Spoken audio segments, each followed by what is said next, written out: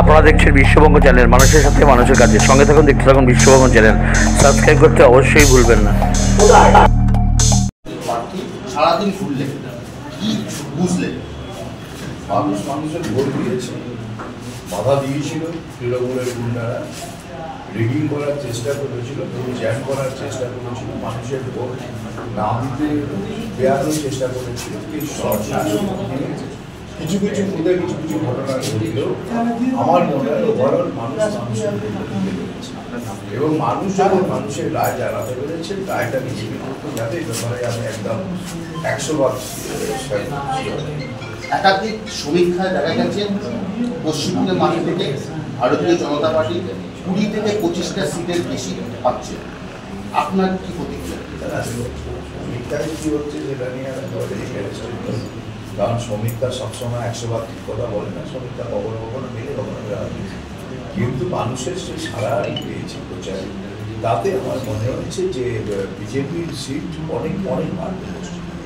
আপনার আইডিয়া কত, যে কতটা আইডিয়া দেখুন ওইভাবে তো বলা যায় না, 25-এর ওপর তো নিশ্চয়ই। খড়দা বিধানসভায় একটা প্রবলেম মানুষের দীর্ঘস্থায়ী প্রবলেম। 15 বছর সৌগত রায় এখানে নির্বাচিত হয়েছিলেন, কিন্তু খড়দা বিধানসভায় একটা ব্রিজের জন্য মানুষের কিন্তু খুব একটা বিষাদাগার হয়ে রয়েছে। সেই ভোটটা কি আপনার কাছে আসছে? না, সে ভোট কোন ভোট কাছে আসছে, কোন ভোট কাছে আসছে তার মানুষ মোদিজির ওপর আস্থা রাখছে, মানুষ মোদিজিকে জেতাতে চাইছে, সেটাই আসলে। 2-3টে জায়গায় আপনাকে গো ব্যাক স্লোগান দিলেন, কিন্তু আপনি পেশেন্স রেখে কীভাবে হাসি মুখে সেটাকে ওভারকাম করলেন?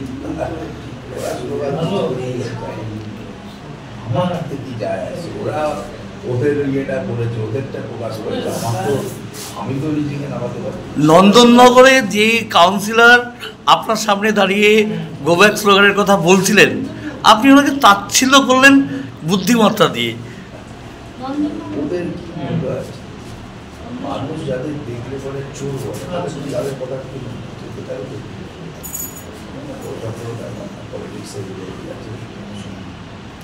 প্রেসের গাড়িতে হামলা হয়েছিল, প্রেসের গাড়িতেও হামলা হয়েছিল। এর আগেও মার খেয়েছে, ভবিষ্যতেও এরকম দেখা দেশেরও উচিত সত্যি কথাটা আরো বেশি করে মানুষের কাছে কারণ এরা এদের স্বার্থে আঘাত জানিয়ে সে দেশই হোক আর যাই হোক তাদের আরোপে আঘাত। সকালবেলা TV9-এর একজন সাংবাদিক প্রহত হলো ভাষা প্রবলেমে, এ নিয়ে আপনি কি বলছেন? কেন্দ্রীয় এটা হচ্ছে সাংবাদিক কী ব্যাপারে যেটা আন্দোলনে ছিলাম না, এখন সে কী করতে গেছিল, কীভাবে কী তার ভুল নিয়েছে, কোনো সাংবাদিক মার্কা এটা আমি কখনোই সমর্থন করি। আমি কখনোই সমর্থন করি না যে সাংবাদিক যিনি সংবাদ সংগ্রহ করতে গেছেন তিনি আক্রান্ত হবেন, কারণ পলিটিক্যাল পার্টিতেও সে সেন্টার বসছেও বা যেই হোক, কারণ অধিকার নেই সাংবাদিক আবার। কিন্তু একটা বিষয় হচ্ছে ব্যাপার নিয়ে বলতে গেলে রাখি দরকার সিচুয়েশনটা না জেনে কিছু করার কথা। আমার সামনে যদি এই ঘটনা করতো আরো নিশ্চয়ই দিকে আসেন যে সেদিক দিয়ে এখন ওখানে কী ঘটেছিল, কী ব্যাপার কী হয়েছে সেটা সবসময় যে মুখে যেটা ঝুলছে আইডেন্টি কার্ডটা, সেটা সবসময় খেয়াল করতে পারেনি, বড় সময় যে হচ্ছে সময় সেটা ঘটে গেছে। আমার মনে হয় না এটা খুব একটা ইয়ে, তবে এরকম ঘটনা না ঘটে। কেন্দ্রীয় বাহিনীকে আপনি কত পয়েন্ট দেবেন 10-এর মধ্যে?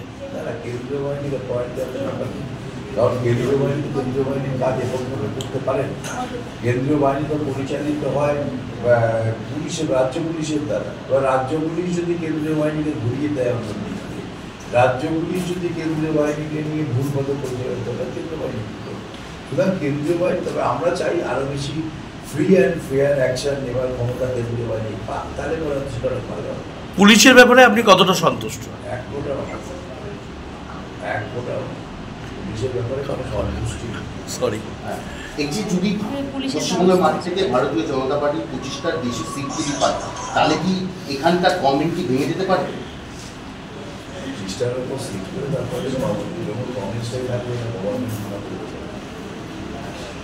সেই ক্ষেত্রে কি যেহেতু লোকসভা নির্বাচনের পর আরো 2 বছর পর মাত্র 2026-এর বিধানসভা নির্বাচন, তাহলে কি তার আগে কি গভর্নমেন্ট করে সরকার যদি সরকারের দলের এমএলএরা যদি সরকারকে সাপোর্ট না করে ভাবতেই পারে।